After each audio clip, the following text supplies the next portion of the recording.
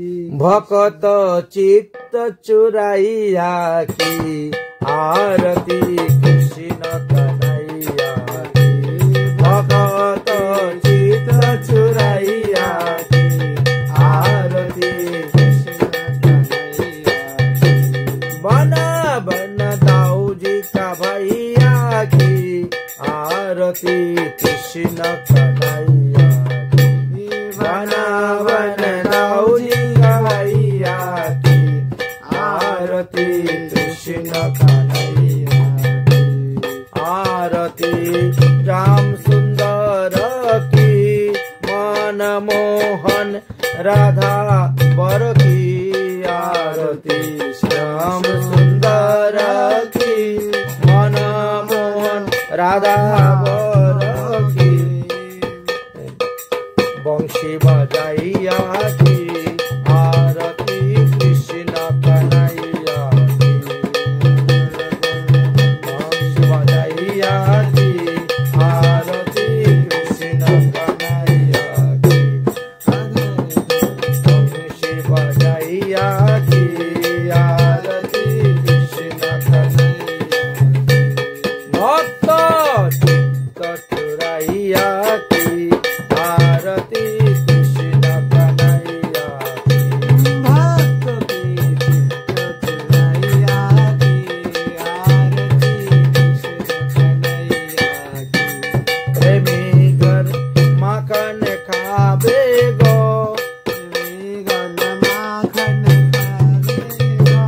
गोपियन के रस रचावे गो। प्रेमी घर माखन खावे गो। गोपियन रस रचावे गो। अरे हो रास रचैया की आरती कृष्ण कन्हैया की। अरे हो रास रचैया की आरती कृष्ण कन्हैया की। भक्तन की चित्त चुराइया की आरती कृष्ण कन्हैया की।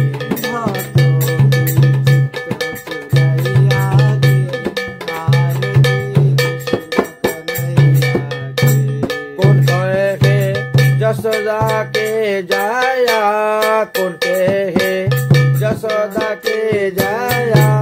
तेरी पे रूपे मन भाया।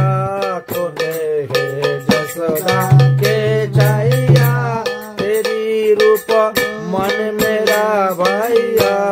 चीर चुराइया की आरती कृष्ण कन्हैया की।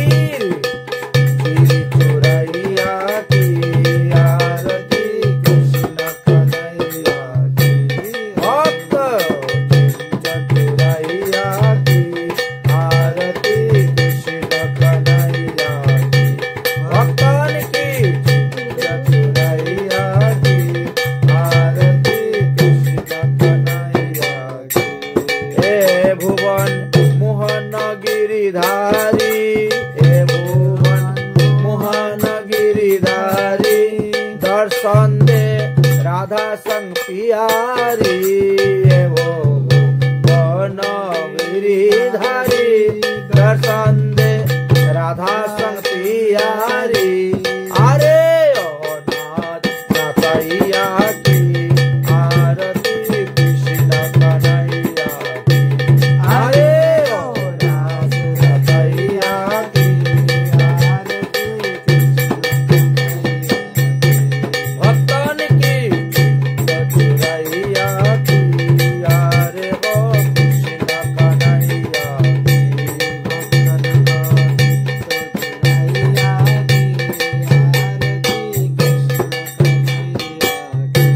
प्रेम भरी है कथा तुम्हारी।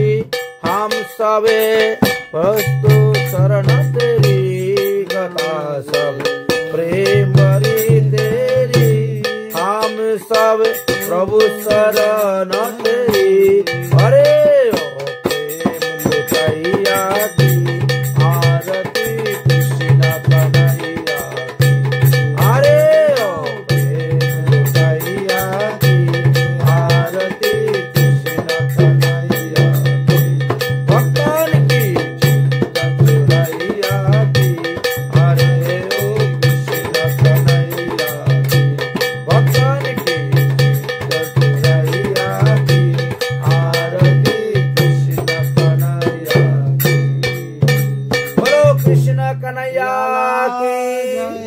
बाके बिहारी लाल की, वृंदावन धाम की, राधा रानी की जय जय श्री राधे।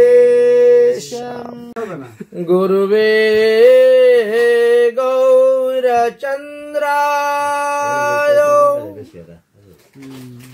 राधिका ओई तदालये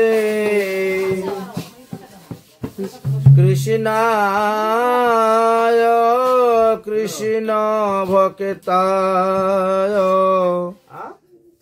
तद्भक्ताय नमो नमः। बोलो वृंदावन धाम की, बाके बिहारी लाल की। श्रीधाम বৃন্দাবনে যারা যান সবাই বাকে বিহারীকে দর্শন করতে যান।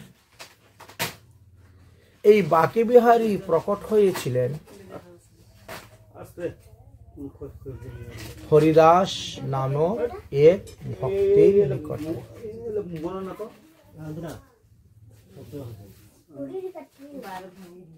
হরিদাস নামক এক ভক্তের নিকটে প্রকাশ হয়েছিলেন। কোথায়? নিধুবনে। আপনারা যখন নিধুবন পরিক্রমা করতে যাবেন তখন দেখবেন ওখানে লেখা আছে বাকে বিহারী প্রকট স্থল। বাকে বিহারী প্রকট স্থল, ওই স্থানের থেকে বাকে বিহারীকে আনা হয়েছিল, এনে তিনি বসে পূজা করেছিলেন। তিনি ভগবানের সঙ্গে কথা বলতেন। ভগবান আর তিনার মধ্যে কথোপকথন হতো। একবার মহাপ্রভুর এক পরিকর শ্রীধাম বৃন্দাবনে গেলেন বাকে বিহারীকে দর্শন করার জন্য। তো বাকে বিহারীকে দর্শন করে দণ্ডবত প্রণাম করে তিনি যমুনার তীরে এসে বসে কতগুলা চানা কিনেছেন, আর ওখানে বসেই চানা ভোগ লাগিয়ে দিয়েছেন। এদিকে হরিদাস মধ্যাহ্নে রান্না করে বাকে বিহারীকে ভোগ লাগিয়েছে। তখন বাকে বিহারী বলছেন যে হরিদাস আজকে আমি আর ভোজন করব না। বলে কেন? বলে বঙ্গদেশ নবদ্বীপ হইতে এক বাবাজি আসছিলেন, তিনি আমাকে আজকে পেট ভরে চানা খাওয়াইয়ে দিয়েছেন, এই জন্য আমার ক্ষুধা নাই, ক্ষুধা নিবৃত্ত হয়ে গেছে, আমি আর আজকে মধ্যাহ্নে সেবা গ্রহণ করব না। হরিদাস তখন চিন্তা করলেন কি বলেন, আমার থেকে এমন কি বড় ভক্ত আছে, আমি 2400 লেচ্ছ পেয়েও এত কিছু বানালাম, আমার সে চানা ভোগ লাগাইয়া খাওয়া। হ্যাঁ, কোথায় সে? যমুনার তীরে গিয়ে দেখো বসে আছে, চানা খাচ্ছে। সত্যি যমুনার তীরে গিয়ে দর্শন পেলেন, দেখতে পেলেন। বড় আশ্চর্য ঘটনা। এইবার তিনি চিন্তা করলেন তাহলে তো এইরকম যদি উত্তম উত্তম ভক্ত আসে, ভক্তের নয়নের সঙ্গে যখন ঠাকুরের নয়ন মিলে যায় তখন ভগবান ভক্তের সঙ্গে বেরিয়ে চলে যান। বুঝেছেন? সেই থেকে আরম্ভ করলেন ঝলক দর্শন। বাকে বিহারীর ঝলক দর্শন হয়। এই দর্শন হলো পট করে পর্দা বন্ধ করে দিবে। হ্যাঁ, কতক্ষণ পরে আবার খুললেন, আবার পট করে পর্দা বন্ধ করে দিবে। ঝলক দর্শন, যাতে কোনো ভক্তির সঙ্গে নয়নের সঙ্গে নয়ন মিলে তার সঙ্গে গাঢ় প্রেম না হয়, ভালোবাসা না হয়, ভগবান যাতে সেখান থেকে চলে না যান। বাকে অর্থ শব্দ হলো বাঁকা। ভগবান তো ত্রিভঙ্গ রূপে সব জায়গায় আছেন দাঁড়িয়ে। রাধারানীর সঙ্গে গোবিন্দের যত ফটো দেখবেন, অধিকাংশ ফটোই দেখবেন ত্রিভঙ্গ ভঙ্গিমা রূপম, ঠিক না? আমরা যখন মালা জপ করার সময় ধ্যান করি তখনও বলি ত্রিভঙ্গ ভঙ্গিমা রূপং বেনুরন্ধ্র করাঞ্চিতম রূপমণ্ডল মধ্যস্থং সুবিতং নন্দ নন্দনম। ভগবানের এই তিনটি অঙ্গ বাঁকা হলো কেন? কেন তিনাকে বাঁকি বিহারী নাম দেওয়া হয়েছে? তিন অঙ্গ বাঁকার কারণ কি? বলেন এটি সত্য যুগের কথা, সৃষ্টির আদিতে যে কথা, এটি নিত্য গোলক ধামের কথা, নিত্য গোলক বৃন্দাবনের কথা, অতি গোপন কথা। কিন্তু তথাপিও আমাদের মুনি ঋষিগণ, মহাজনগণ বা বেদব্যাস তিনি গ্রন্থেতে তাহা প্রকাশ করে গেছেন, উল্লেখ করে গিয়েছেন। ব্রহ্মবৈবর্ত পুরাণেও দেওয়া আছে। নিত্য গোলক ধামে ভগবান শ্রী গোবিন্দ একবার বিরজাকে সৃষ্টি করেছিল। বিরজাকে নিয়ে রাসলীলা করেছিলেন। রাসের নৃত্য, রাসের বাজনার ধ্বনি শুনে রাধারানী, ললিতা আদি সখীগণ তখন রওনা হয়েছিলেন। কিন্তু দরজার মধ্যে দারোয়ান রূপে অবস্থান করছিলেন শ্রীরাম। ভগবান শ্রী গোবিন্দ শ্রীরামকে আদেশ দিয়েছিলেন যে শ্রীরাম, আমার যতক্ষণ রাসলীলার নৃত্য সমাপ্ত না হয় ততক্ষণ পর্যন্ত তুমি কাউকে ভিতরে প্রবেশ করতে দিবে না। যদি রাধারানী, ললিতা আদি সখীগণ আসেন, বলে না, তাদেরকেও দিবে না।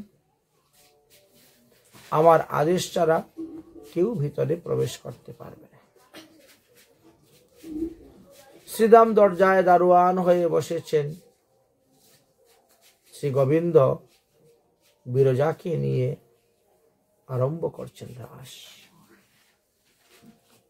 রাধারানী চিন্তা করলেন, কার এত বড় সাহস, আমি এখনো যাইনি আর সে গোবিন্দের সঙ্গে রাস নৃত্য করতেছে। এই কারণে তিনি আসলেন। শ্রীরাম তো দরজা ছাড়বে না, যেতে দিবে না।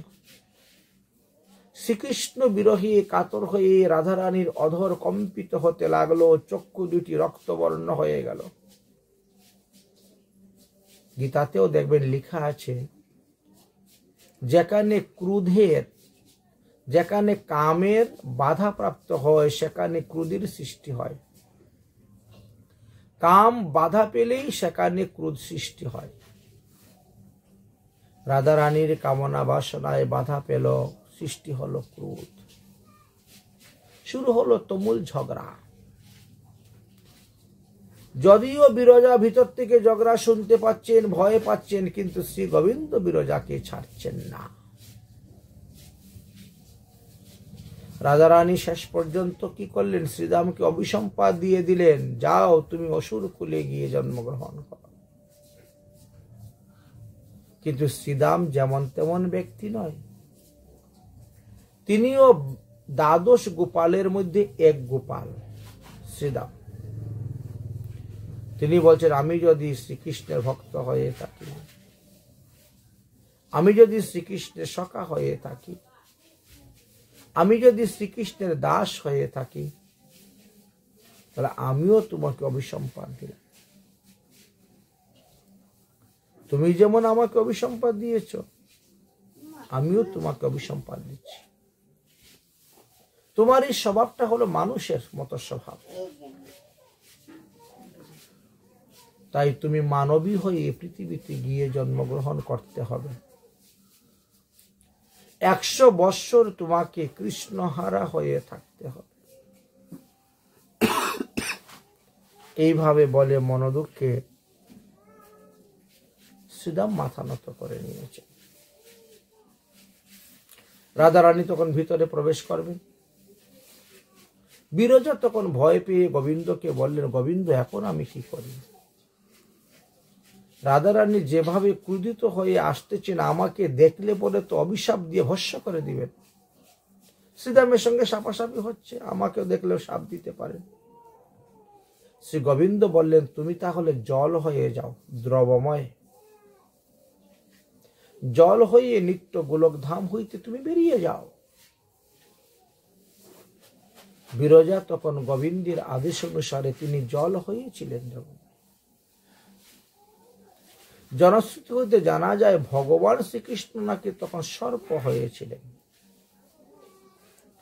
কেউ কেউ বলেন যে এটা কালিকা পুরাণেও দেওয়া আছে। সর্প হয়ে তিনি ওই জলের সঙ্গে বিরজার সঙ্গে খেলা করতে করতে বেরিয়ে চলে গেছেন। রাধারানী ভিতরে প্রবেশ করলেন, করে গোবিন্দকে না পেলেন বিরজাকে। দুজনই অন্তর্ধান হয়ে চলে গেছে। রাধারানী তখন ধ্যানে বসলেন। ধ্যানস্থ হয়ে দেখলেন যে বিরজা নদী হয়ে জল হয়ে তিনি নিত্য গোলকধাম থেকে বেরিয়ে চলে গেছেন, আর গোবিন্দ সর্পরূপ ধারণ করে তিনি ওই বিরজার সঙ্গে জলের মধ্যে জল খেলা করতেছেন। রাধারানী তখন বিরজার নিকট থেকে গোবিন্দকে আনার জন্য চিন্তায় পড়লেন, কিভাবে আনব। তখন রাধারানী নাকি এই ময়ূর রূপ ধারণ করেছিলেন, ময়ূরী রূপ ধারণ করেছিলেন। তো ধারণ করে ওই জল থেকে গোবিন্দকে ধরে নিয়ে আসছিলেন। আর ময়ূরের পায়ের মধ্যে তো 3টা আঙ্গুল থাকে, 3 আঙ্গুলের নৌক আছে। এই নৌকের আঘাতে গোবিন্দ তো সর্পরূপ 3টি স্থান কেটে গিয়েছিল। লোকে বলে, এরকম শুনি, অনেক সাধুদের মুখেও শুনতে পেয়েছি, 3টি স্থান কেটে গিয়েছিল। তার থেকে নাকি 3 ফোঁটা রক্ত পৃথিবীতে পড়েছে। 1 ফোঁটা রক্ত হইতে সিঁদুরের উৎপত্তি, 1 ফোঁটা রক্ত হইতে আবিরের উৎপত্তি, আর 1 ফোঁটা রক্ত হইতে কুমকুমের উৎপত্তি হয়েছে। সিঁদুর, আবির, কুমকুম 3টি ভগবত সেবায় লাগে। এটি সিঁদুরও নয় আর আবিরও নয়, তার মধ্যবর্তী একটি স্থান। এটা অন্যান্য দেবদেবীর পূজা কার্যে লাগে, কবচ তাবিজ লিখতেও লাগে, তান্ত্রিকরাও এগুলো ব্যবহার করে থাকেন। তো আনার পরে নাকি ময়ূরের যে স্বভাব, সর্পকে ধরে আছাড় মারে, তো সেই স্বভাব অনুসারে গোবিন্দকে নাকি 3 বার আছাড় মেরেছিলেন, যার কারণে 3টি স্থান নাকি তিনার বাঁকা হয়ে গেছে। শুনি আমরা লোকের মুখে, এইভাবে শুনলাম। এখন ঘটনাটা কি সত্যি না মিথ্যা না কাল্পনিক ভগবানই জানে। না সত্যি, বুঝেছেন? এখন পুরাণের তো আমাদের অভাব নেই, 18টি পুরাণ। সব পুরাণ তো সবাই পড়বে, সবাই পারবে এমনও তো নাই, সম্ভব হয় না সবার দ্বারা। সেই থেকে গোবিন্দের 3 অঙ্গ বাঁকা। তো বাঁকা অবস্থায়ও তিনি বিহার করতেছেন, মানে ভ্রমণ। সেই কারণে গোবিন্দের এক নাম বাঁকি বিহারী হয়েছে। তাকে বঙ্কবিহারীও বলা হয়। বঙ্ক শব্দের অর্থ কিন্তু বাঁকা। আমরা বাংলা ভাষায় বঙ্কবিহারী বলি, আর হিন্দিতে বাঁকে বিহারী বলা হয়। মহাজনগণ অনেক পদ রচনা করে গেছেন, ঝুলনের গানেও দেখবেন আছে। সুন্দর রাধিকা শোনে ঝুলে বঙ্ক বিহারী, সুন্দর রাধিকার ঝুলে বঙ্ক বিহারী। দেখেন বঙ্ক বিহারী কথা লেখা আছে। সুন্দর রাধিকার শোনে ঝুলে বঙ্ক বিহারী, সুন্দর রাধিকার শোনে ঝুলে বঙ্ক বিহারী। রাই পইরাছে শ্যাম পইরাছেন পীত বাস, রাই পইরাছেন ঘাগরি, শ্যাম পইরাছে পীত বাস, রাই পইরেছে ঘাগরি। শ্যাম পইরাছেন পীত বাস, রাই পইরাছেন ঘাগরি, শ্যাম পইরাছে পীত বাস, রাই পইরাছে ঘাগরি। সুন্দর রাধিকার শোনে ঝুলে বঙ্ক বিহারী, সুন্দর রাধিকার শোনে ঝুলে বঙ্ক বিহারী। এইভাবে বাঁকে বিহারীকে নিয়েও অনেক গান রচনা করা আছে। আরতি কুঞ্জ বিহারী কি, ওখানেও বাঁকে বিহারীর নাম দেওয়া আছে। মেরে বাঁকে বিহারী লাল তুই না। হ্যাঁ, অনেক অনেক গান রচনা করেছেন মেরে বাঁকে বিহারী লাল। হ্যাঁ আছে পদ। তো বাঁকে বিহারী ভগবান শ্রীকৃষ্ণেরই এক নাম। ভগবান শ্রীকৃষ্ণের তো অনন্ত অনন্ত নাম। তিনার এক একটা লীলা অনুসারে এক একটা নাম হয়েছে। আমাদের এক একজন মহাজনগণ এক এক ভাবে ভজন করেছেন। আমাদের সরগোস্বামী বলেন বা অষ্টগোস্বামী, অষ্ট কবিরাজ, তারাও এক একজন এক একজনের আরাধনা করেছেন। এটি পঞ্চ আরতি পদের মধ্যে আমরা কীর্তন করে থাকি। কার কে প্রাণধন ছিলেন, যাকে যেভাবে ভজন করেছেন ভগবানও তাকে সেই রূপেই এসে দর্শন দিয়েছেন। বুঝেছেন? তাহলে হরিদাস, হরিবংশ হরিদাস, তিনি সেইভাবে ভজন করেছিলেন, তাই তিনি সেইভাবে ভগবানকে পেয়েছেন। আমাদেরও যে যেমন ভাবে ভজন করব ভগবান সেই রূপে আমাদের নিকট আসবেন, আমাদেরকে দর্শন দেওয়ার জন্য, কৃপা করার জন্য। জয় জয় রাধা মাধব, রাধা মাধব রাধে, জয় জয় রাধা মাধব, রাধা মাধব রাধে। তুমি জয় দেবের প্রাণ ধন হে,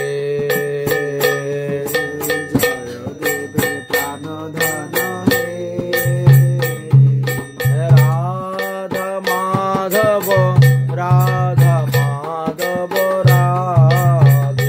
জয় রাধা মাধব, রাধা মাধব রাধে, জয় রাধা মদন গোপাল, রাধা মদন গোপাল রাধে, জয় রাধা মদন গোপাল, রাধা মদন গোপাল রাধে। তুমি সীতানাথের প্রাণধন হে, সীতানাথের প্রাণধন হে, জয় রাধা গোবিন্দ, রাধা গোবিন্দ রাধে, জয়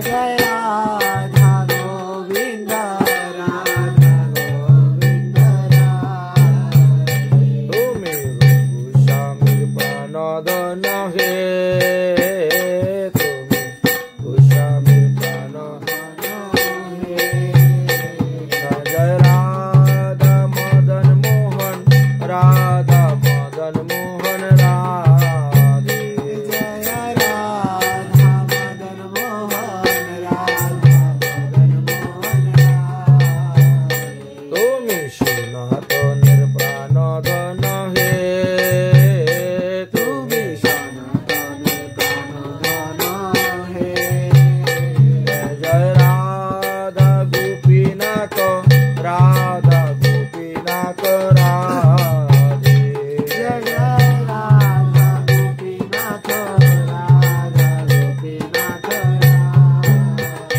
তুমি পণ্ডিতের প্রাণ ধন হে তুমি পণ্ডিতের ধন হে জয় জয় রাধা দামোদর রাধা দামোদর রাধে জয় রাধা দামোদর তুমি গোস্বামীর প্রাণ ধন হে গোস্বামীর প্রাণ ধন হে জয় জয় রাধা রমন রাধা রমন রাধে জয় জয় রাধা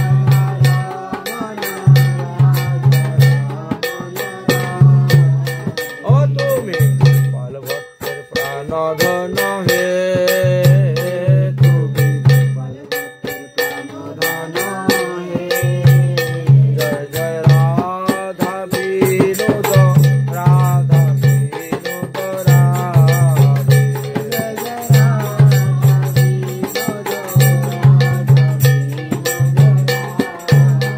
ও তুমি মাকুশ্বর প্রাণ ধন হে তুমি লোকনাথ গোস্বামীর প্রাণ ধন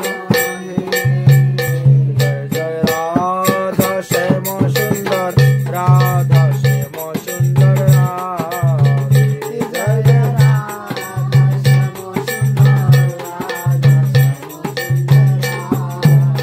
ও তুমি শ্যামানন্দের প্রাণ ধন হে তুমি জয় জয় রাধা গিরিধারী রাধা গিরিধারী রাধে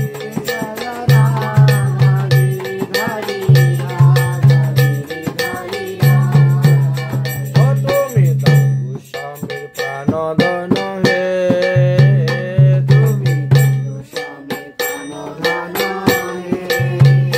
জয় রাধা গিরিধারী রাধা গিরিধারী রাধে জয়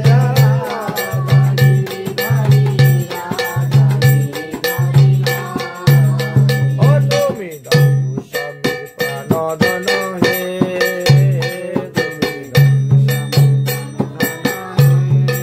ও তুমি গোস্বামীর প্রাণ ধন হে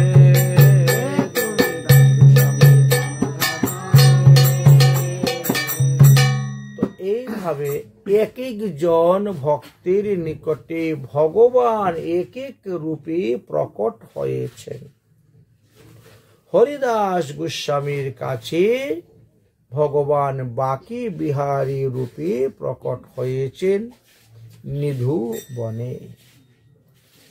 তাই বাকি বিহারীর মহিমা শ্রীধাম বৃন্দাবনে খুব বেশি, বুঝেছেন। সপ্তদেবালয়েরই মহিমা আছে। যে বিগ্রহ যত বেশি পুরাণ, যে বিগ্রহ যত বেশি পুরাণ, সেই বিগ্রহের মধ্যে তত বেশি শক্তি আছে। যে বিগ্রহ যত বেশি সেবা পূজা পাবেন, সেই বিগ্রহ তত বেশি শক্তিশালী হবেন।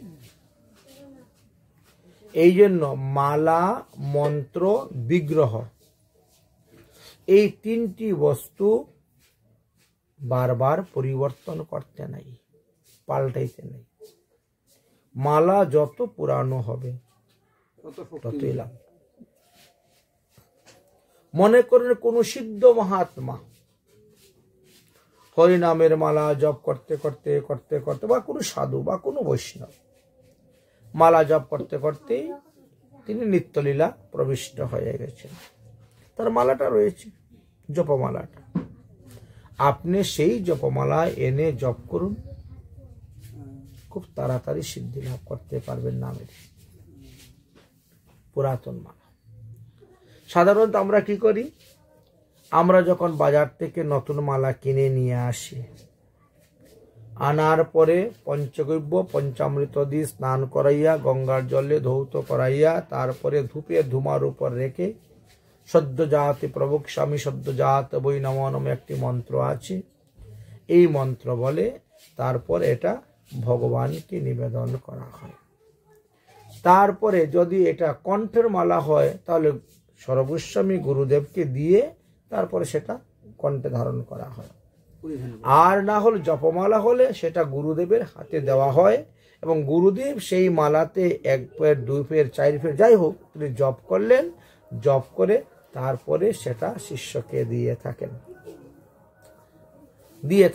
এতে মালা জপে আশু লাভ হয়, ভক্তি লাভ হয়।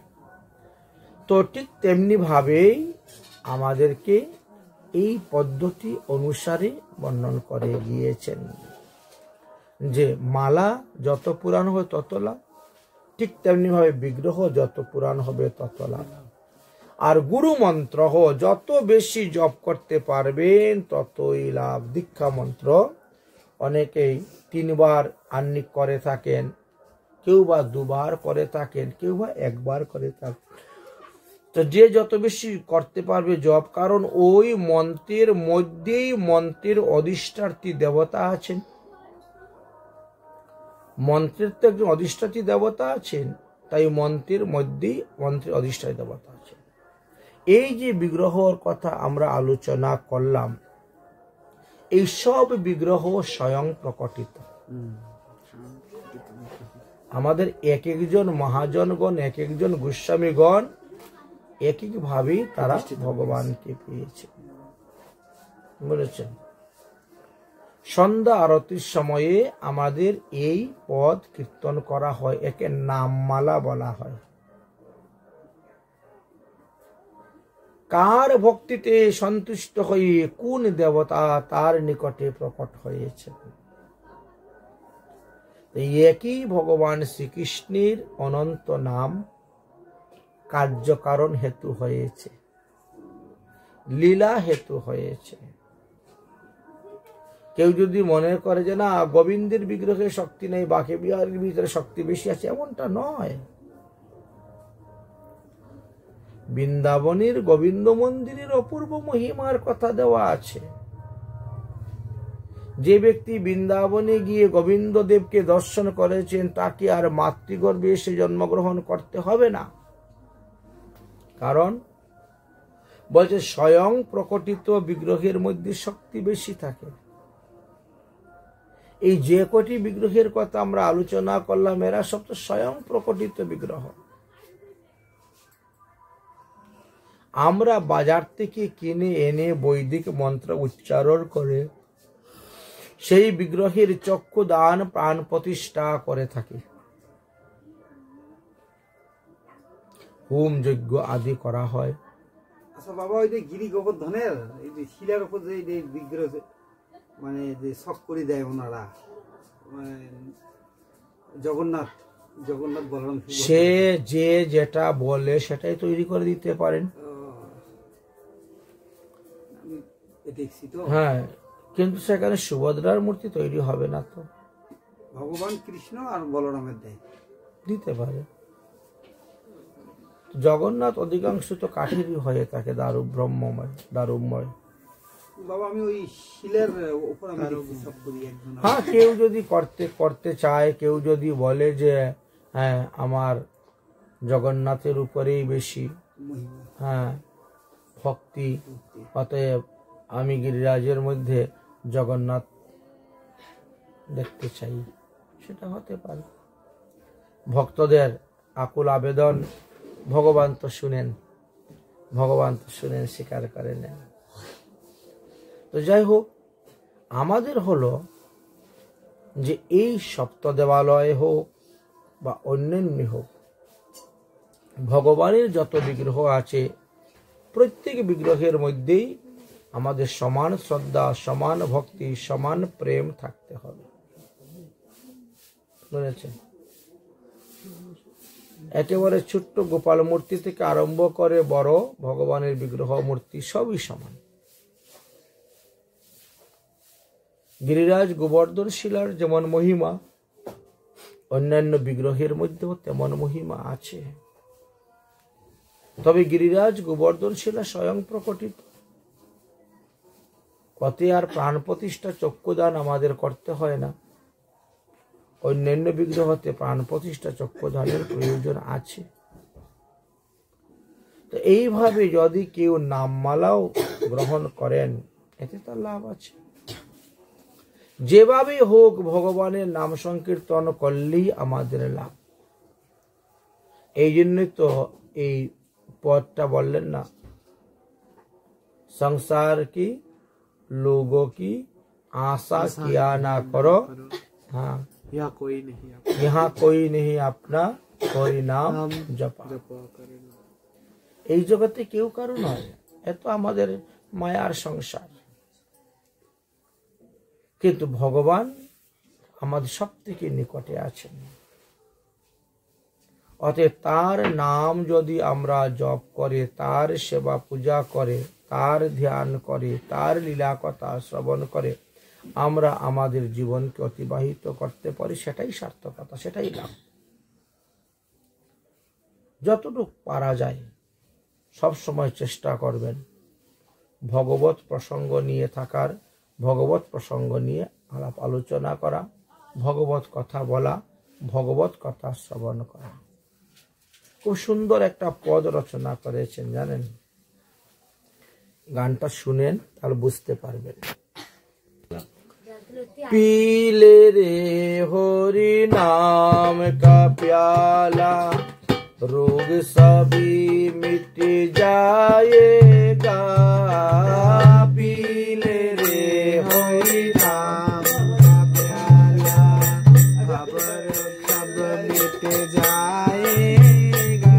और पीले रे हरि नाम का प्याला, रोग सभी मिट जाएगा।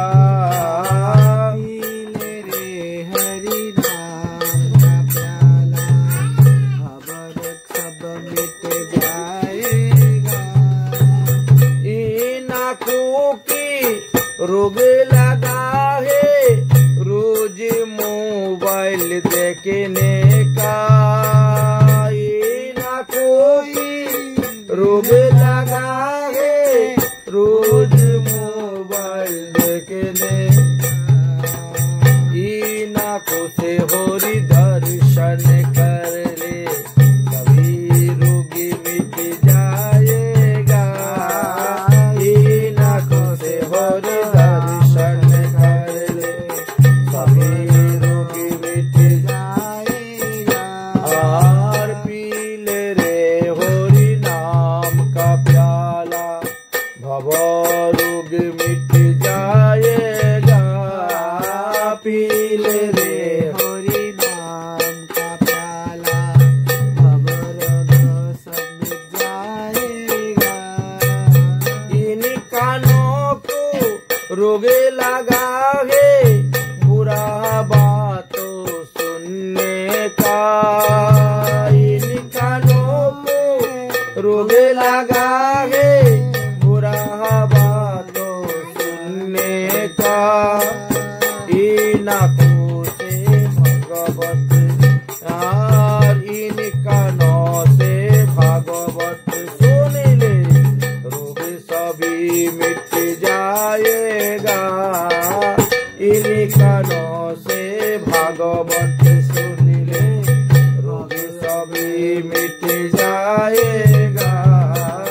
पीले रे हरि नाम का प्याला, रोग सभी मिट जाएगा। पीले रे हरि नाम का प्याला, खबर सब मिट जाएगा। इन जिब्बा को रोगे लगा है तेरी मेरी करने का। इन जिब्बा को रोगे लगा है तेरी मेरी करने का। इन जिब्बा से हरि भजन गले सभी रोग मिट जाएगा। इन जिब्बा से राम स्मरण ले सभी रोग मिट जाएगा। और पी ले रे हरि नाम का प्याला सभी रोग मिट जाएगा।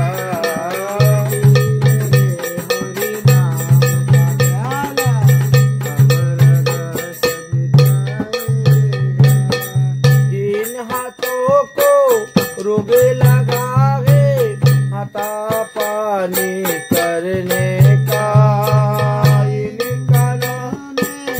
इन हाथों को रोगे लगा है हाथा पानी करने का। इन हाथों से दान तू कर ले सभी रोग मिट जाएगा। इन हाथों से दान तू कर ले सभी रोग मिट जाएगा। और पी ले रे हरि नाम का प्याला रोग सभी मिट जाएगा।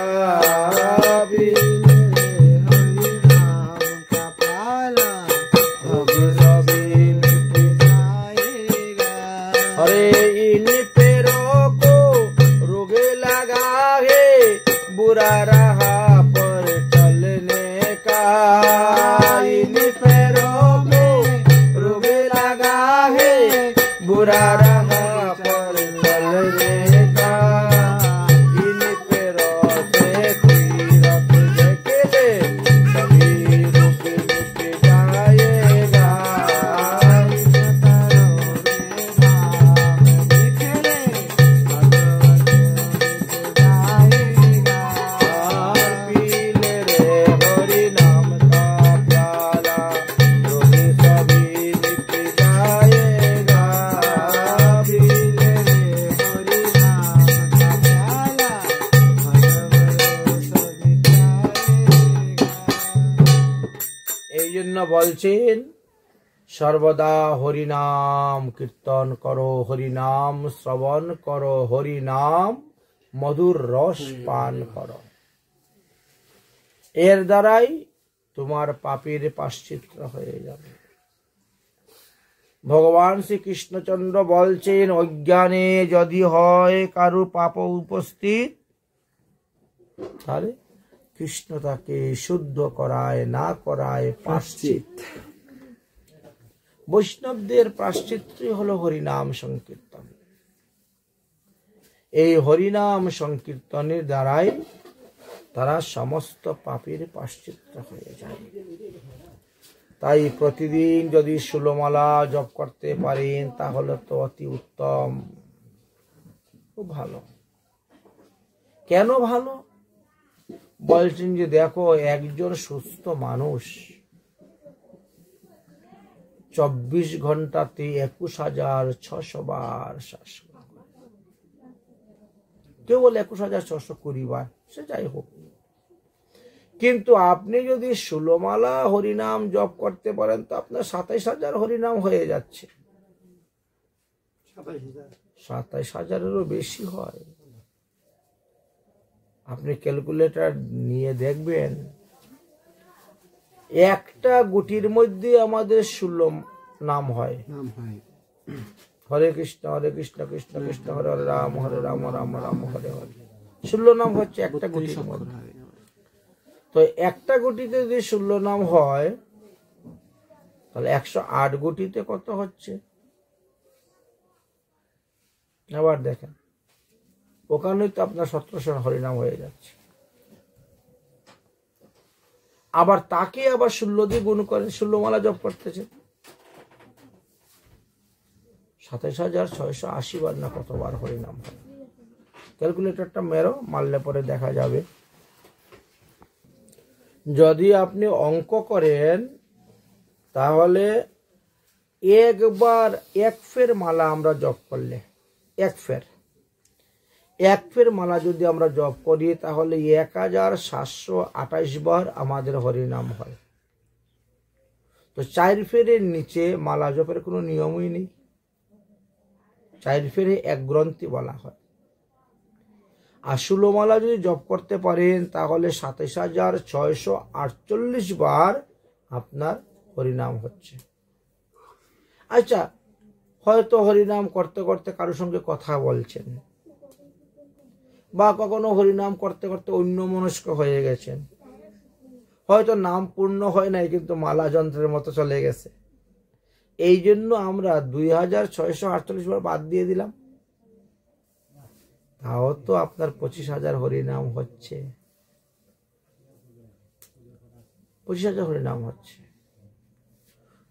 তো হরিনাম যেভাবেই করে সেভাবেই লাভ আছে। মালা কেন জপ করা হয়? নির্বন্ধন, সংখ্যাপূরক নামের জন্য এই মালা। সংখ্যাপূরক যদি না হয় তাহলে নামেতে নিষ্ঠা আসবে না। যেমন নামযজ্ঞ যে হয় সেখানে কিন্তু সংখ্যা নেই, অসংখ্য নাম, সংখ্যা নেই। কিন্তু মালাতে যখন জপ করবেন তখন তার সংখ্যা আসবে। আর একই সংখ্যা একই নিয়মে যদি কেউ 12 বৎসর জপ করতে পারেন তাহলে সে হরিনামই সিদ্ধি লাভ করে নিবে। আমাদের শ্রীধাম বৃন্দাবনে এরকম অনেক মহাত্মা আছেন যারা হরিনাম সিদ্ধি লাভ করেছেন, হরিনামের দ্বারা সিদ্ধি লাভ হয়ে গেছে হরিনাম করতে করতে। ওই হরিনাম বলে ফু দিলেই যার যে কাজ সাধন হয়ে যাবে। একটা মন্ত্রের দ্বারা যখন সিদ্ধি লাভ করা যায় তখন ওই মন্ত্র অনেক কাজ দেয়, বহু জিনিসে কাজ দেয়। কেউ কেউ গিরিরাজ পরিক্রমা করে সিদ্ধি লাভ করে নিয়েছেন, গিরি গোবর্ধন পরিক্রমা ওনার নিয়ম, উনি প্রতিদিন পরিক্রমা করছেন, 12 বৎসর এক নিয়মে করছেন, হয়ে গেছে। কেউ বা রাধাকুণ্ডে প্রতিদিন স্নান করে নিয়ম করে সিদ্ধি লাভ করে ফেলছেন। কেউ বা প্রতিদিন 1000 বৈষ্ণবের নাম উচ্চারণ করে দণ্ডবোধ প্রণাম করে সিদ্ধি লাভ করে নিয়েছেন। কেউ বা প্রতিদিন গীতা অধ্যয়ন বা প্রতিদিন ভাগবত অধ্যয়ন, পুরাণ অধ্যয়নের মাধ্যমে হয়। আমাদের যে সিদ্ধির 18 প্রকার সিদ্ধির কথা ভাগবতে দেওয়া আছে, অনিমা, লগিমা, প্রাপ্ত, কামিমা আদি 18 প্রকার সিদ্ধির কথা বলেছেন। বলছেন যারা কৃষ্ণ ভক্ত না তাদের হাতে সিদ্ধি করতলগত, কিন্তু কৃষ্ণ ভক্তরা সিদ্ধি চায় না। কারণ যে বেচারা সিদ্ধি চাইবে, সিদ্ধি নিবে, বুঝেছেন, সে ভগবান পাবে না। এটা সিদ্ধি আপনা আপনি এসে যায়। অনিমা, লগিমা, প্রাপ্ত, কামিমা আদি 8টা সিদ্ধি বিশাল বড় বড়, আর 10টা সিদ্ধি আর ছোট ছোট আছে। 18টা সিদ্ধির কথা আলোচনা করা আছে। সিদ্ধির দ্বারাই মানুষ দূরের বস্তু দর্শন করে আপনাকে বলে দিতে পারে, দূরের ঘ্রাণ নিয়ে আপনাকে বলে দিতে পারবে, আকাশ দিয়ে উড়ে যেতে পারবে, জলের উপর দিয়ে হেঁটে যেতে পারবে, হঠাৎ করে অদর্শন হয়ে যেতে পারবে, যে কোনো মানুষের দেহের মধ্যে প্রবেশ করতে পারবে। ওইগুলো অষ্টযোগ সিদ্ধি বলা হয়। অষ্টযোগ সিদ্ধি। যে কোনো গাড়িকে দাঁড়া করিয়ে রেখে দিতে পারবে, ওটাকে বলে ত্রটক সিদ্ধি। গাড়ির ইঞ্জিন ঠান্ডা হয়ে গেল, এমন একটা মন্ত্র বললো আর গাড়ি স্টার্ট হবে না, বুঝেছেন। কোন একটা পাথরের ভিতরে ঢুকে যেতে পারে মানুষ, জলের উপর দিয়ে আটে অনেকে দেখি। তো এইরকম ভাবে অষ্টসিদ্ধির কথা লেখা আছে। তো সিদ্ধি অনেকেই প্রাপ্ত হন, অনেকে দেখান, অনেকে করেন, কুম্ভ বেলায় তো আসে। আবার অনেকে সিদ্ধি গ্রহণ করতে চান না, সিদ্ধি তো পিছিয়ে পিছিয়ে দৌড়ে, আরে আসো তুমি আমাকে নেও, গ্রহণ করব। কিন্তু সাধুরা কেন নেয় না? কারণ সাধুরা মান যশ প্রতিষ্ঠা চায় না, তারা তো সেবা চায়, সেবা দিয়ে সেবা করে সুখ পাবো এই মাত্র অভিলাষ। আমরা সিদ্ধি নিয়ে কি করব? ভগবত প্রেম ব্যতীত অন্য কিছু যদি ভগবানের কাছে চাওয়া যায়, তাহলে সেখানেই প্রেমটা নষ্ট হয়ে যায়, সেখানেই প্রেম নষ্ট হয়ে যায়। প্রেমী ব্যক্তির কাছে কিছু চাইতে হবে না, তিনি আপনার মন বুঝে এমনি দিয়ে দিবেন, চাইলে সে নষ্ট। তো যখন আপনি ষোলমালা জপ করবেন, তখন ভগবান আপনার অত্যন্ত প্রিয় হয়ে যাবে। শ্বাসে শ্বাসে হরিনাম নিচ্ছেন, দেখেছো এই বেচারা শ্বাসে শ্বাসে আমার হরিনাম নিচ্ছে। এই জন্য একটা কথা আছে যে 24 ঘন্টা দিন রাত হয়, 24 ঘন্টার মধ্যে 23 ঘন্টা আপনি সংসারের প্রতি খাটুন। ছেলে মেয়ে, স্ত্রী পুত্র, আত্মীয় স্বজন, ইষ্টি কুটুম্ব, ব্যবসা বাণিজ্য, চাকরি বাকরি, কত কিছু আছে, গরু ছাগল সবকিছু নিয়ে হাই হুল্লু দৌড়াদৌড়ি করুন। 1 ঘন্টা সময় নীরবে বসিয়া হরিনাম করুন, নির্জনে বসিয়া করো নাম সংকীর্তন।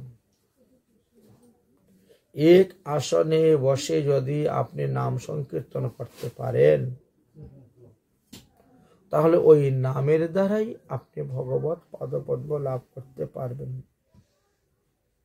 হরিনামের এতই শক্তি, হরিনাম আপনার পাপ তাপ অপরাধকে ক্ষয় করবে, হরিনাম আপনার কৃষ্ণ চরণে প্রেম ভক্তি লাভ করাবে, আর হরিনাম এই ভগবানকে টেনে এনে আপনার সামনে দাঁড়া করবে। ভগবানকে বলতে হবে না যে ভগবান তুমি তোমার চরণে আমাকে লাগাও, আমি তো শ্বাসে শ্বাসে তোমার নাম নিচ্ছি। হ্যাঁ, কোনো ভক্ত বলেন, কোনো ভক্ত বলেন, একটা হিন্দি ভজন আছে, মেরি सांस सांसों में तेरी नाम मुरली वाले, मुझे चरणों से लगा ले श्याम मुरली वाले। सुंदर भजन गान। मुझे चरणों से लगा ले ओ श्याम मुरली वाले, मुझे चरणों से लगा ले ओ श्याम मुरली वाले, मुझे चरणों से लगा ले ओ श्याम मुरली वाले, मुझे चरणों से लगा ले ओ श्याम मुरली वाले, मुझे चरणों से लगा ले ओ श्याम मुरली वाले, मुझे चरणों से लगा ले ओ श्याम मुरली वाले।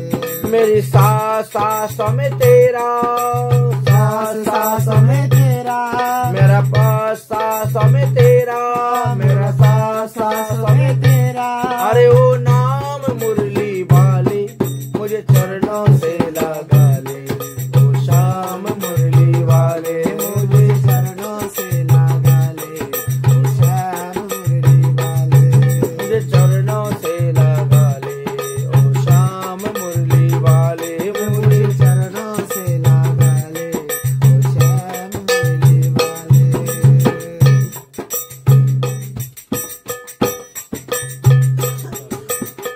भक्त की काना तुमने विपद ही तारी, भक्त ही कहा मुझे विपद तारी, भक्त की काना तुमने विपद ही तारी, भक्त को काना तुम विपद तारी, मेरी विबाहु तमोयाते बिहारी, मेरी विवाह तुम्हारी तुम्हारी, मेरी विबाहु तमोयाते बिहारी, मेरी विवाह तुम्हारी तुम्हारी, बिगड़ी बनाने तुम्हें, बिगड़ी बनाने तुम्हारी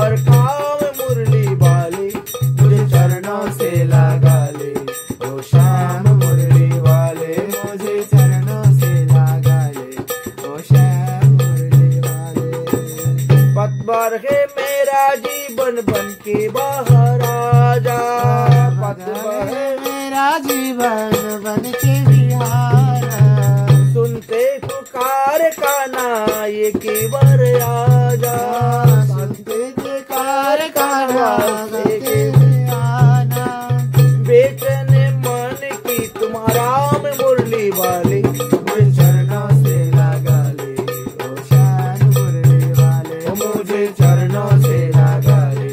ओ श्याम मुरली वाले, लगा ले, ओ श्याम मुरली वाले।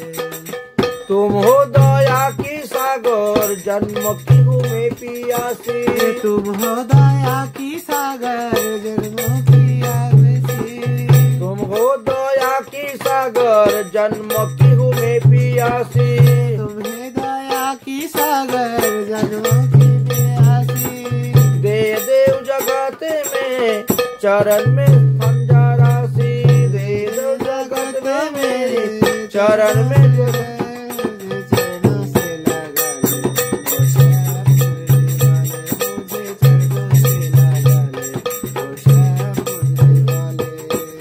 तुम ही दया की सागर जन्म की हूँ मैं पियासी, तुम ही दया की सागर जन्मों की प्यासी, दो जगह मुझे चरण में सारासी, दे दो जगह मुझे चरण में बाजारासी, सुबह ही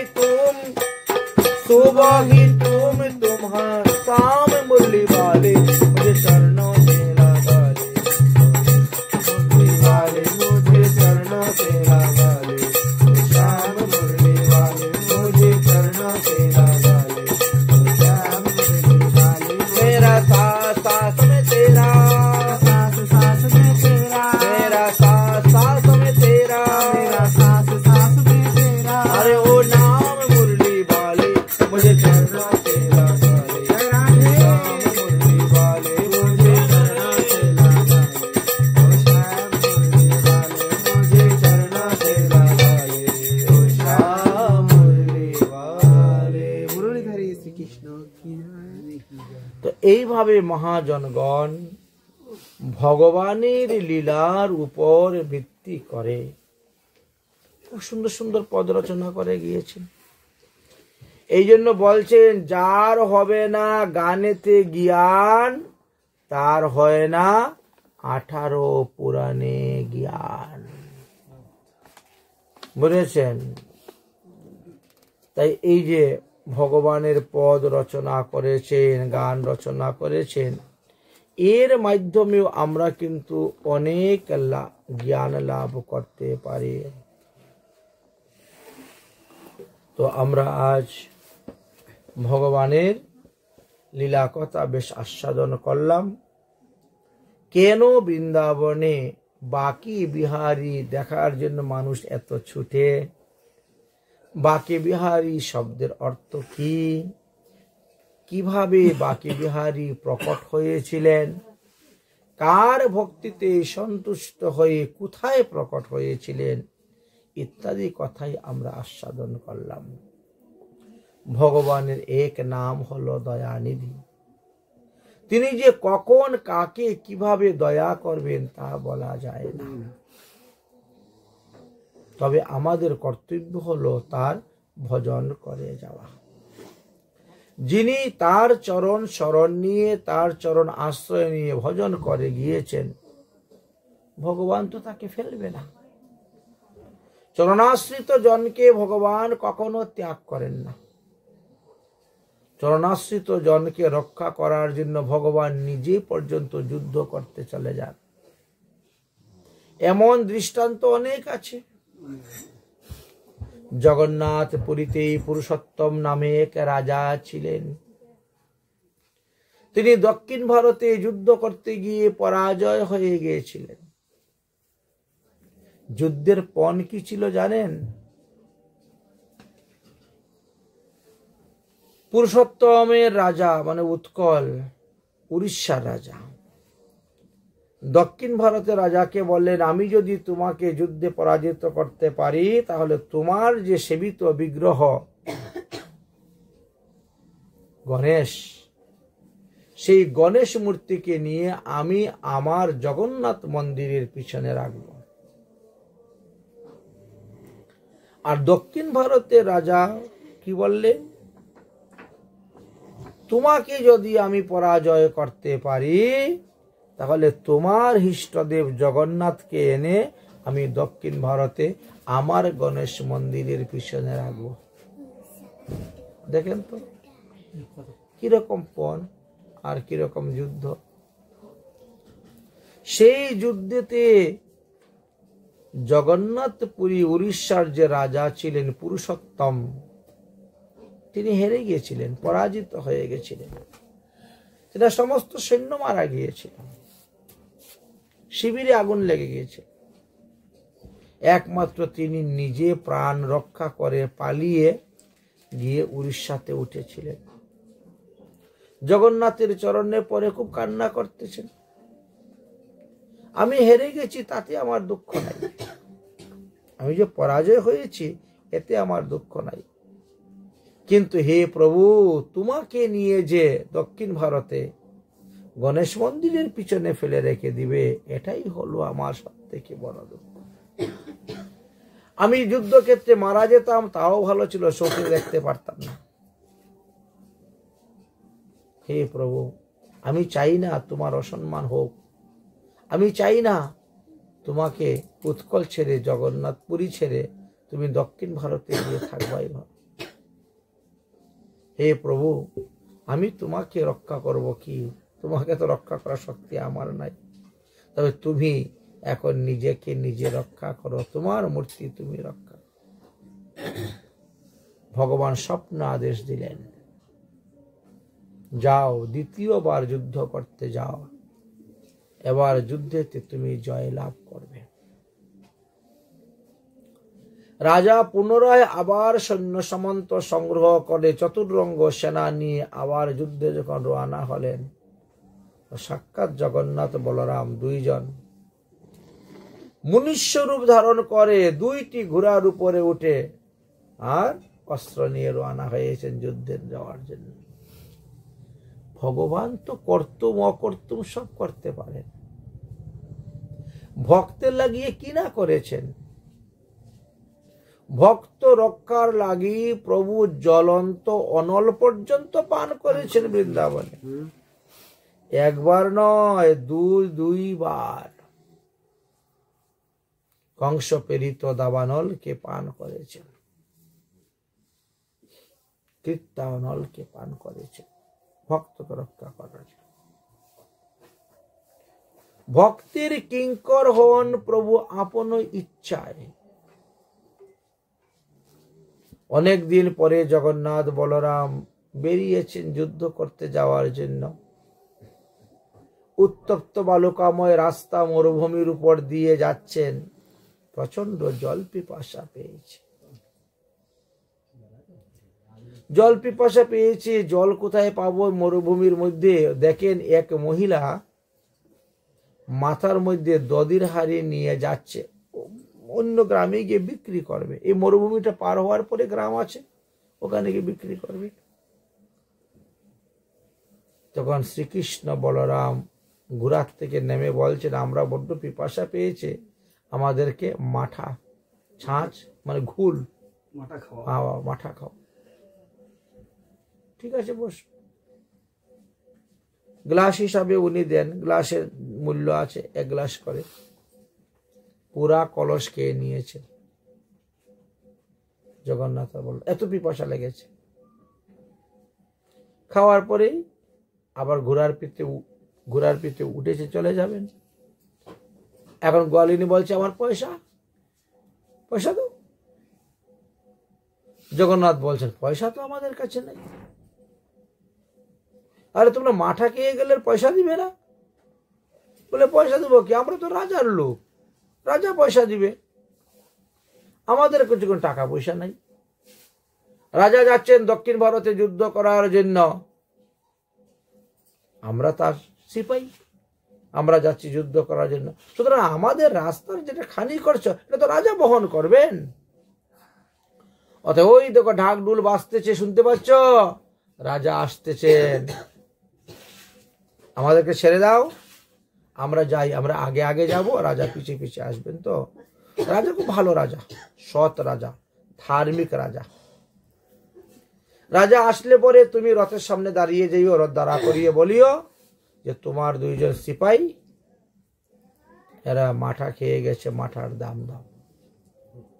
রাজা দিবেন। রাজার বলাই আছে, যার যেটা ইচ্ছা খাও, যাও, পয়সা যা লাগে আমি দিব।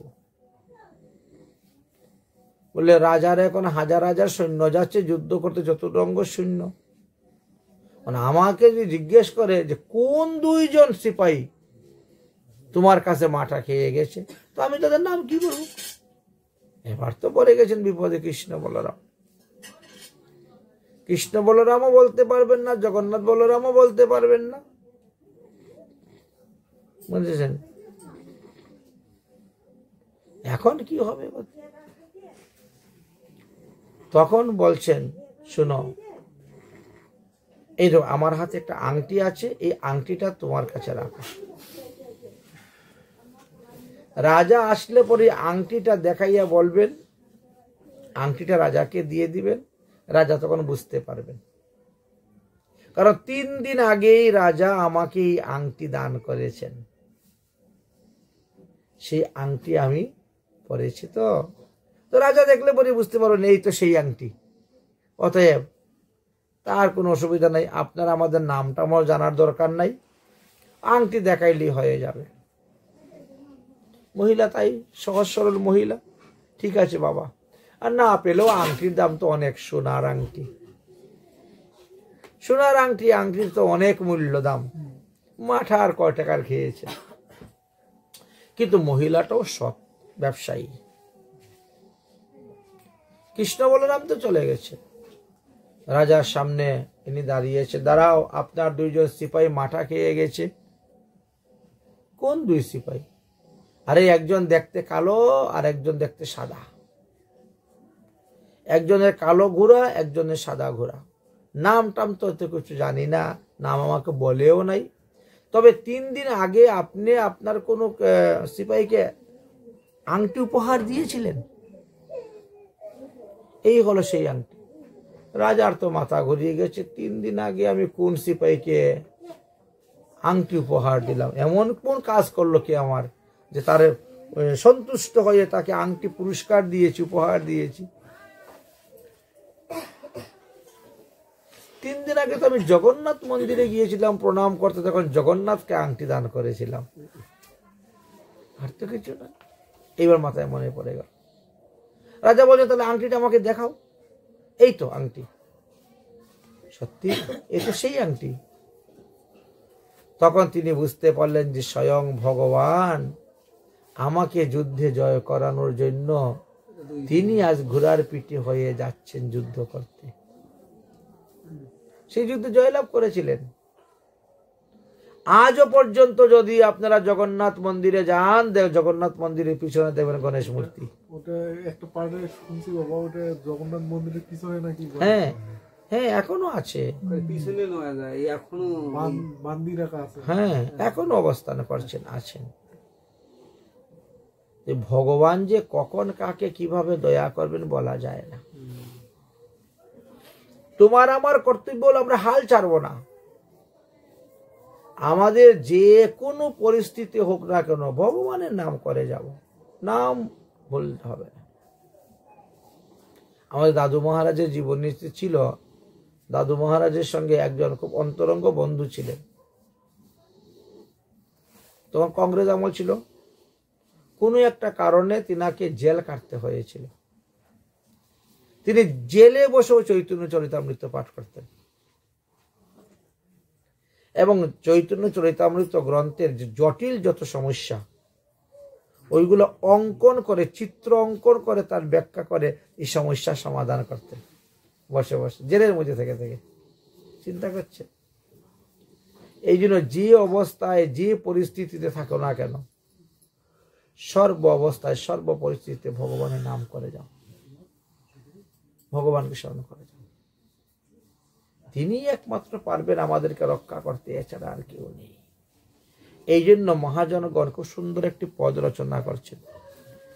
यदि नाथ का नाम दया निधि है, यदि नाथ का नाम दया दयानिधि है, तो दया भी करेंगे कभी ना कभी, तो दया भी करेंगे कभी ना कभी।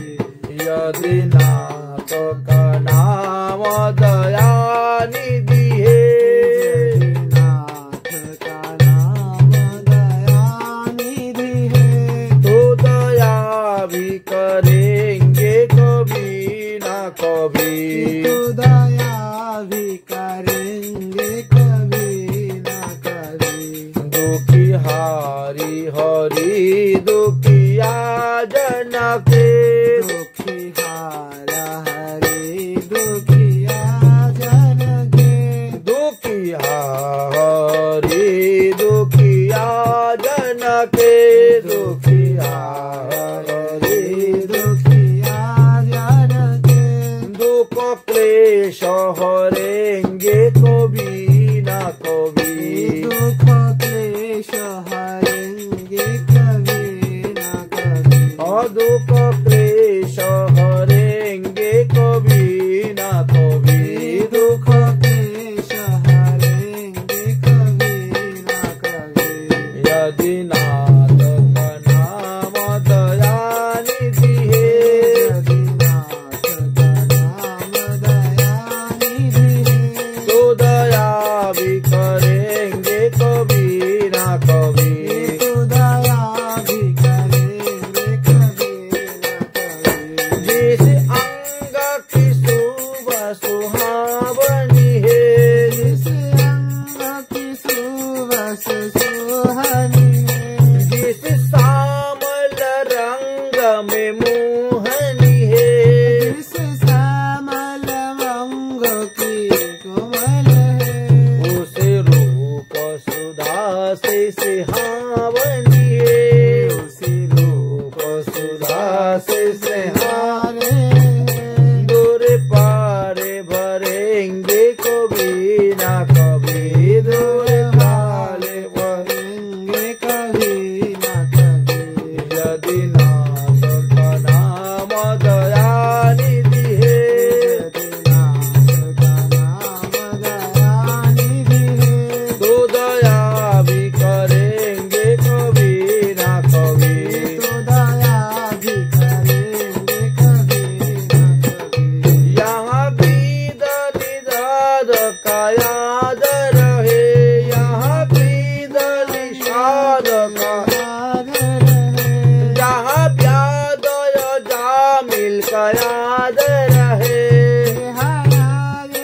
या मिलकर याद रहे, वही भेष बना कर उसी घर में, वही भेष बना इसी कर हमें जारे रहेंगे कभी ना कभी, हम जारे रहेंगे कभी ना कभी। यदि नाथ का नाम दया निधि है, यदि नाथ का नाम दयानिधि है, तो दया भी करेंगे कभी ना कभी। तो दया भी करेंगे कभी ना कभी। कोरोना निधि नाम सुना जिसने, करुणानिधि नाम सुना जिसने, कोरोना निधि नाम सुनाया जिसने, करुणानिधि नाम सुनाया जिसने, कर्णामृत पान कराया जिसने, कर्णामृत पान कर कल्याण जिसने, सबका मोया दालत है गवाई, सबका मोया दालत में सवे गवाई। कभी पूजे करेंगे कभी ना कभी, कभी पूजा रहेंगे कभी ना कभी। यदि नाथ का नाम दया निधि है,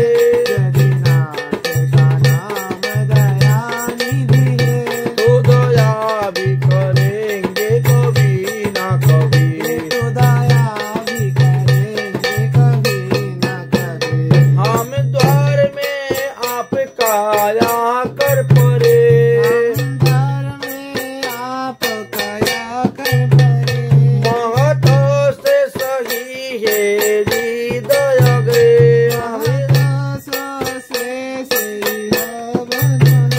ভব সিন্ধু তরে যো বরসে পরে ভব ভব সিন্ধু তরে যো বরসে পরে তুহে বিন্দু তরেঙ্গে কবি না কবি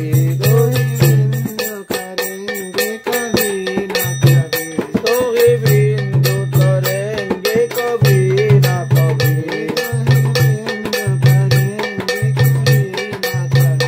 यदि नाथ का नाम दया निधि है तो दया भी करेंगे कभी ना कभी तो दया भी करेंगे कभी ना कभी तो दया भी करेंगे कभी ना कभी तो दया भी करेंगे कभी ना कभी तो दया भी करेंगे कभी ना তাই ভগবানের নাম হলো দয়ানিধি। তিনি একদিন না একদিন আপনাকে দয়া করবেনই, কিন্তু পরীক্ষা করেন, পরীক্ষা করেন। পরীক্ষাতে যদি উত্তীর্ণ হইতে পারো তবেই দয়া করবেন। বলে না, যে করে আমার আশ তার পরিশ্রম। যদিও এত সহজে ভগবান তো দাসের দাস বানান না, পরীক্ষা করে দেখি তাকে দুঃখ দিয়ে, তাকে কষ্ট দিয়ে, তাকে আপদে বিপদের মধ্যে ফেলে দিয়ে, তাকে সংকটের মধ্যে ফেলে দিয়ে সে আমাকে ডাকে কিনা, আমার ভজন করে কিনা, পরীক্ষা করে। ভজন ছাড়া যাবে না। তো সেই পরীক্ষাতে যারা উত্তীর্ণ হয়েছেন তাদেরই মঙ্গল, তারাই কল্যাণ লাভ করতে পেরেছেন। আর আমরা বিপদে পড়লে আত্মীয় স্বজন ইষ্টি কুটুম্বকে ডাকি, ভগবানকে কম ডাকে।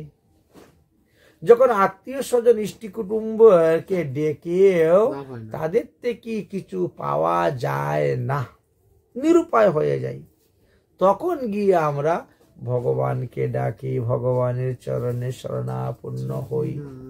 ওই দ্রৌপদীর মতো অবস্থা আমাদের।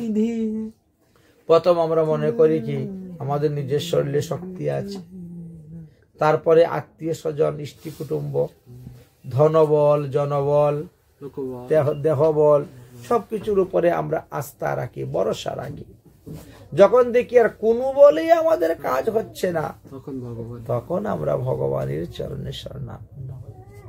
কিন্তু প্রথম থেকে যদি ভগবানের চরণে শরণাপন্ন হওয়া যায় তবে ভগবান প্রথমেই আমাদেরকে আসেন রক্ষা করার জন্য।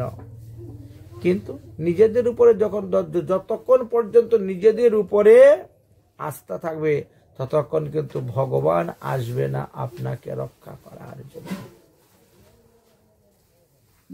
তুমি যদি সম্পূর্ণভাবে শরণাগতি হতে পারো ভগবানের কাছে, তবেই ভগবান আসবেন, এসে তোমাকে কৃপা করবেন। বুঝেছেন? संसार के लोग की आसान किया करना, संसार के लोग की आसान किया करना। यहाँ कोई नहीं अपना, प्रभु नाम जपा करना। यहाँ कोई नहीं अपना, प्रभु नाम जपा करना।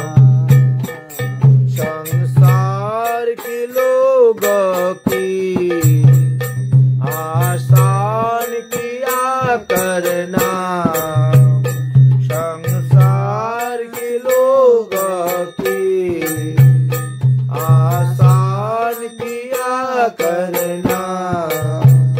यहाँ कोई नहीं अपना, प्रभु नाम जपा करना। यहाँ कोई नहीं अपना, करना, प्रभु नाम जपा करना। जीवन की समुद्रान में तूफान भी आते हैं, जीवन का समुद्रान में तूफान भी आते हैं, जो प्रभु की सहारा है उसे पार लगाते हैं, जो प्रभु की सहारा है उसे पार लगाते हैं। भगवान तू आते हैं, उन्हें याद तू कर लेना, भगवान तू आते हैं, उन्हें याद तू कर लेना। यहाँ कोई नहीं अपना, प्रभु नाम जपा करना। यहाँ कोई नहीं अपना, प्रभु नाम जपा करना। संसार के लोग की आसान किया करना, संसार के लोगों की आसान किया करना। यहाँ कोई नहीं अपना, प्रभु नाम जपा करना। यहाँ कोई नहीं अपना, प्रभु नाम जपा करना। अपना ना समझ लेना, ये देश में बिताना है, अपना ना समझ लेना, ये देश में बिताना है। एक दिन तो ये बंदा तुझे वापिस जाना है, एक दिन तो ये प्राणी वहाँ वापिस जाना है। हरि नाम की मस्ती में सदा मस्त रह करना, हरि नाम की मस्ती में सदा मस्त रह करना। यहाँ कोई नहीं अपना, प्रभु नाम जपा करना। यहाँ कोई नहीं अपना, प्रभु नाम जपा करना। संसार के लोगों की आसान किया करना, संसार के लोगों की आसान किया करना। यहाँ कोई नहीं अपना, प्रभु नाम जपा करना। ओ जीव दुखी ना हो, प्रभु तुमसे दूर नहीं हो, जीव दुखी ना हो, प्रभु तुमसे दूर नहीं। भक्तों का दुख न हो, प्रभु तुमसे मंजूर नहीं। भक्तों का दुख न हो, प्रभु तुमसे मंजूर नहीं। भगवान को भजन कर ले, उन्हें पूजा तो कर लेना, भगवान को भजन कर ले, उन्हें पूजा तो कर लेना। यहाँ कोई नहीं अपना, प्रभु नाम जपा करना।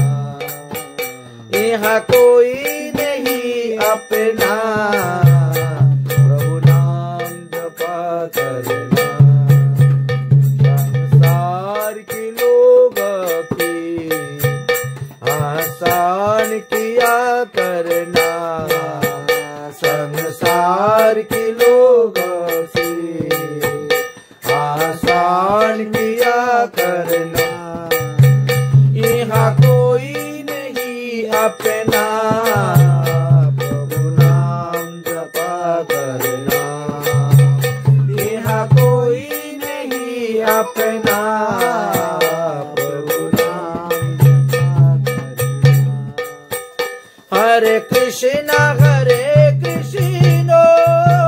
कृष्ण कृष्ण हरे हरे, हरे राम हरे राम, राम राम हरे हरे, हरे कृष्ण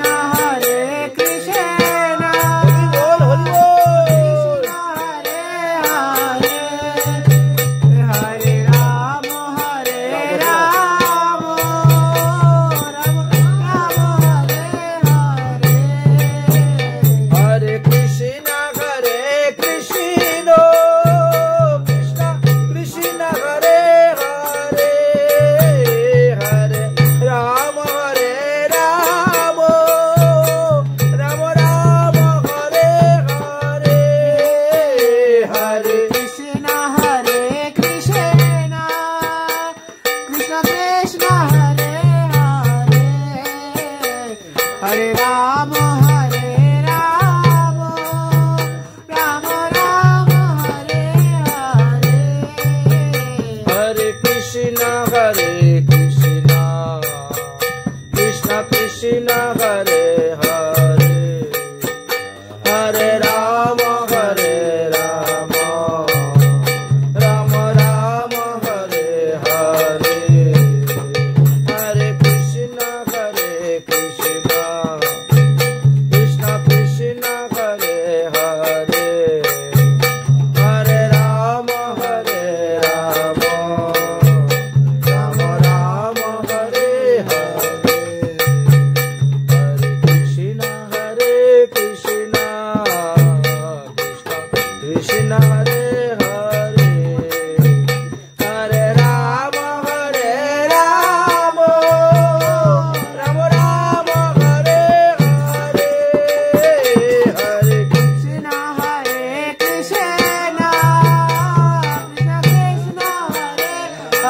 कृष्ण हरे हरे, हरे राम राम, राम राम हरे हरे, हरे कृष्ण कृष्ण कृष्ण हरे हरे, हरे राम राम, राम राम हरे हरे, हरे कृष्ण कृष्ण कृष्ण हरे हरे, हरे राम राम, राम राम हरे हरे, हरे कृष्ण कृष्ण कृष्ण हरे हरे, हरे राम राम, राम राम हरे हरे, हरे कृष्ण कृष्ण कृष्ण हरे हरे, हरे राम राम, राम